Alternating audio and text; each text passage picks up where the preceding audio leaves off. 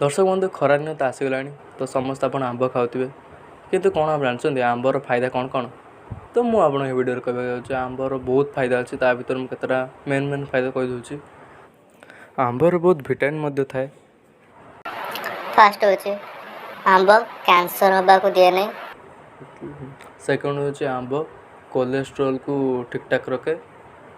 Third होची आंब आखि पाई मते बहुत भल। और चतुर्थ नंबर होची आंब त्वचा पे हमर बहुत ग्लो आने। पंचम नंबर होची आंब डेली खाइले हमर पाचन क्रिया बा हजम जो हुए तार जल्दी जल्दी शीघ्र हुए। एवं षष्ठ नंबर होची आंब प्रतिदिन खाइबारु आमर रोग प्रतिरोधक शक्ति मते वृद्धि होता है। किंतु आप जानवा दरकार जे आंब आमको अधिक खाइबा कथा नुहे। आंब अधिक खाइबा द्वारा हमर पाचन शक्ति को मतलब हजम क्रिया को बिगाड़ी मध्य करि पारे।